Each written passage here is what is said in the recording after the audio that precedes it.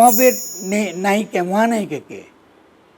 এই যে ৩২ নম্বর ভাঙবার পেছনকার রানীকে নায়িকাটা কে? তিনি হলেন শেখ হাসিনা। মুসলিনীকে কি আপনার লোকে হত্যা করে রাস্তা ঝুলিয়ে রাখে নাই? তো ইউরোপে কি মব বলেছে? তো কিছুই তো হয়নি। আপনি আমাকে দেখেছেন যে আমাকে আওয়ামী লীগের কোনো দলের কোনো নেতাকে মেরে রাস্তা ঝুলিয়ে রেখেছে?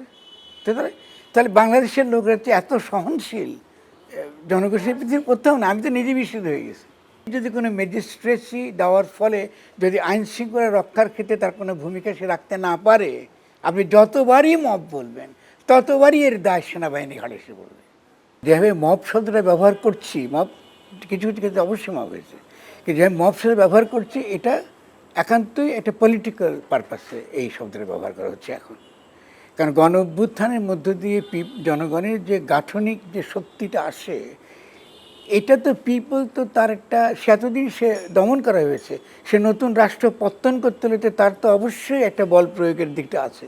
আপনারা যারা ধরুন ওয়াল্টার বেঞ্জামিন পড়েছেন বা হানা আরেন পড়েছেন বা যে কোনো মোদি, যে কোনো আপনি সিএসএ যে ফরাসি বিপ্লবের যে সবচেয়ে বড় আপনি ইমানুয়েল সিএসএ তাদের তথ্য পড়েছেন, তো তাদের তথ্য পড়বেন জনগণ তো এটা তো করবেই।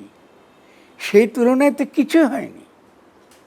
আপনি যদি ফরাসি বিপ্লবের দিকে তাকান, কি এমনকি আজকে ৭১-এর মুক্তিযুদ্ধের দিকে স্বাধীনতার দিকে তাকান, কিছুই তো হয়নি এত বড় ঘটনার পরে। এতটা বছর আপনি জনগণকে আপনি দমন নিপীড়ন করলেন, কিছুই নেই। দিস ইজ একটা নাম্বার ওয়ান।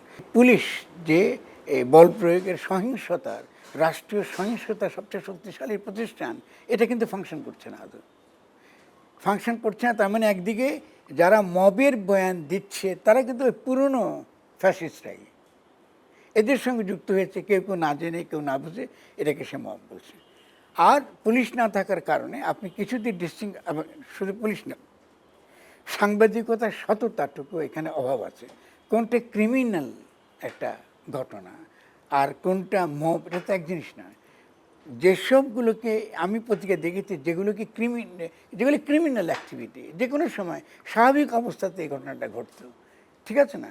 তো এটাকে আপনি, তো এটাকে তো মব বলা যায়, এটা ক্রিমিনাল অ্যাক্টিভিটিতে এটা হয়েছে। যে কদিন দেখলাম যে ঢাকাতে একটা ছেলেকে ভেবে হত্যা করা হলো তাদের বিএনপির লোকেরা, এটা ক্রিমিনাল অ্যাক্টিভিটি। বিচারটা একটা গুরুত্বপূর্ণ ইস্যু। এই যে গণহত্যা হয়েছে এর বিচারটা অত্যন্ত গুরুত্বপূর্ণ ইস্যু।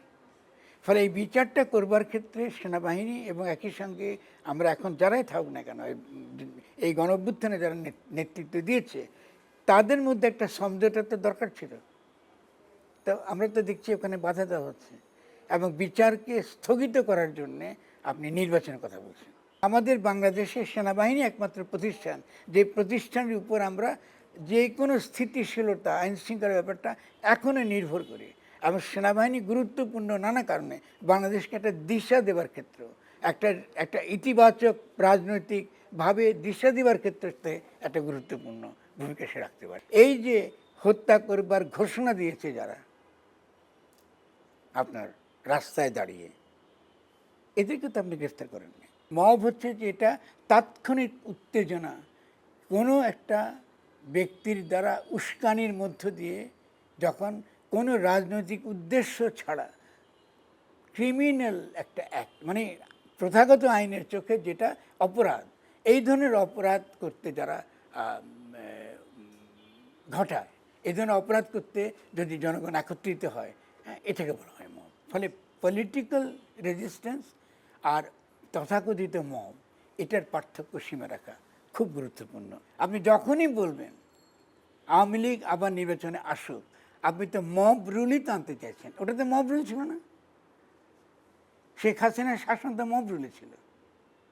আপনি কি আমরা হাতুড়ি লীগ দেখি না এর আগে? দেখেছি কি? তো ওটা কথা বলছেন না কেন? আপনি তো মব রুল থেকে মুক্তি পেয়েছে সবেমাত্র। তার মধ্যে কিছু ক্রিমিনাল অ্যাক্ট হচ্ছে, কিছু ক্রিমিনাল ঘটনা ঘটছে, উইচ ইজ ফাইন। সেটা তো আপনি প্রতিরোধ করেন, তার মধ্যে আইনি ব্যবস্থা নিন। কিন্তু আপনি কিছু করছেন, আপনি খালি মব শব্দটাই ব্যবহার করছেন রাজনৈতিক উদ্দেশ্য প্রণীত পারে, যে আপনি আবারও আওয়ামী লীগকে আপনি আবার পুনর্বাসিত করছেন। সেনাবাহিনীর হাতে ম্যাজিস্ট্রেসির ক্ষমতা, তাহলে সেনাবাহিনী এই লোকগুলোকে ধরল না।